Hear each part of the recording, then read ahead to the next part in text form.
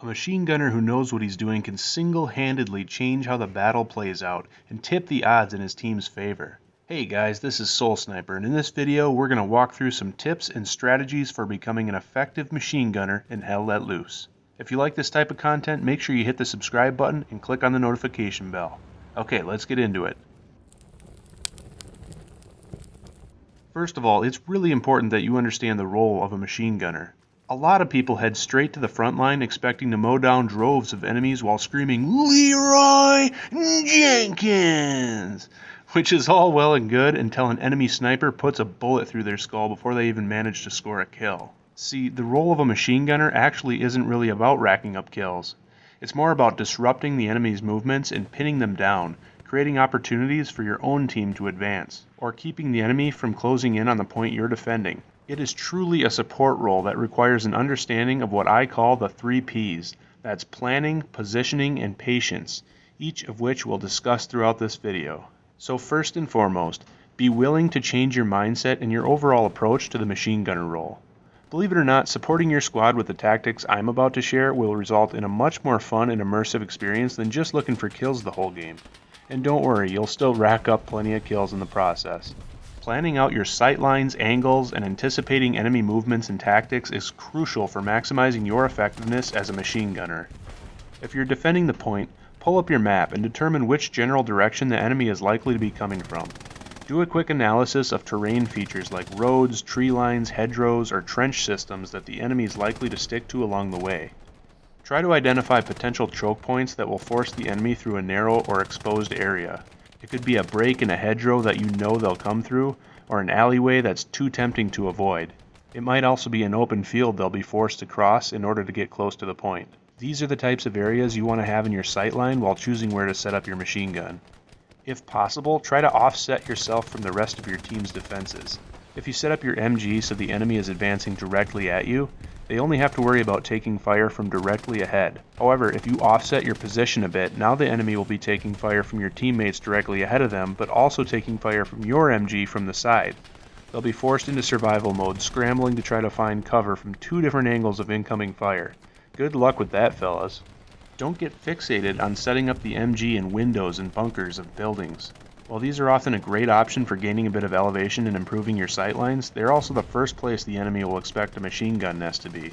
So don't just assume that a window is always better than simply laying prone on a berm near a road or a low stone wall overlooking a field. This isn't to discourage you from using windows and buildings to your advantage, but don't discount the other options, particularly if they provide tactical advantages over holing up in a building. The key is to find positions that maximize your sightlines to the enemy while minimizing the enemy's sightlines to you. Here's a perfect example of what I'm talking about. So in this clip, I saw that the enemy was advancing through the tree line to the left there, and that they were ultimately going to try to cross the road up ahead to try to defend against our attack. I decided to go prone and set up my MG42 here, knowing that the snowbanks along the sides of the road would provide cover and conceal me from the enemy's sight. They had no clue I was there until they attempted to cross the road, at which point I turned them into hamburger meat one by one. Here's another example of maximizing your sightline and reducing the enemy's sightline to you. As you can see in this clip, my team has popped smoke off to the left, effectively giving me cover against that entire tree line.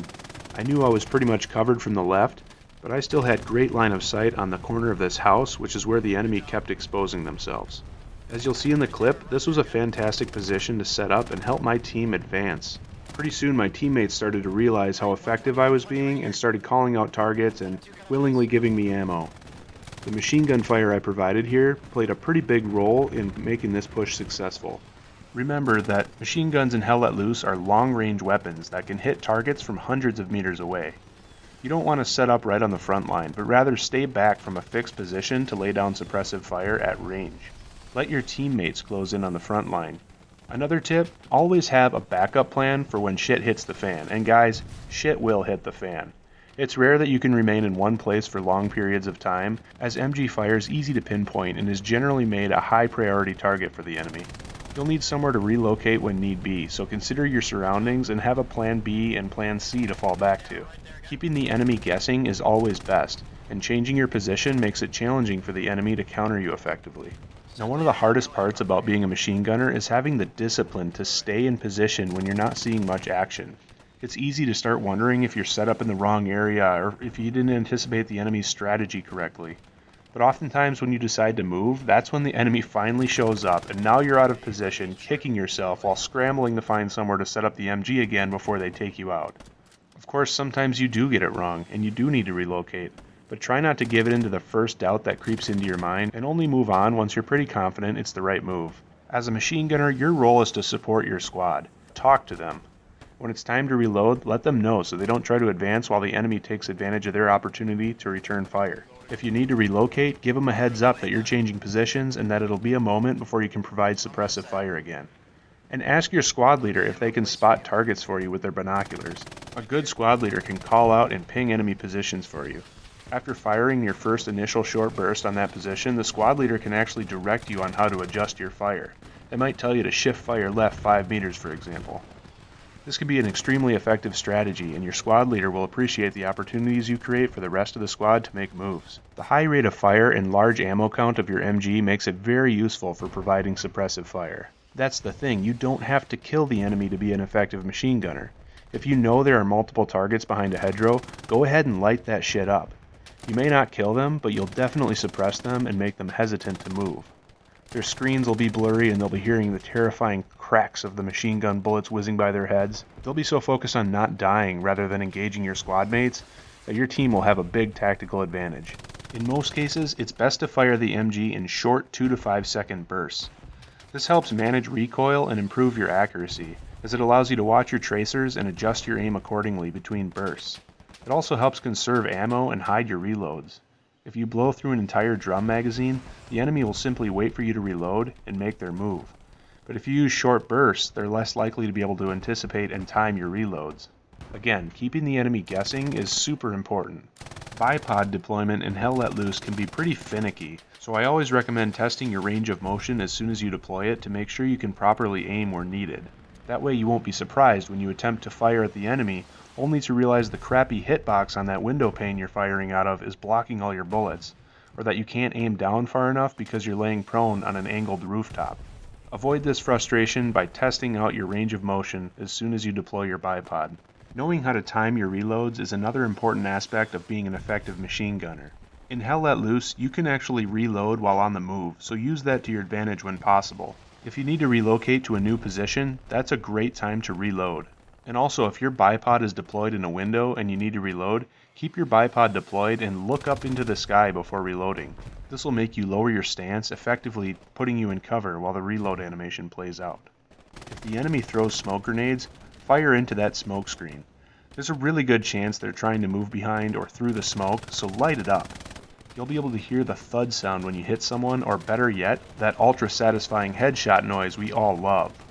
If you're using a machine gun that has a bipod, you can't actually hipfire it without bracing it first. So when navigating things like houses and trenches, it's a good idea to brace while clearing corners in case you run into enemies. This is done using the aim down sight key or button depending on whether you're on PC or consoles.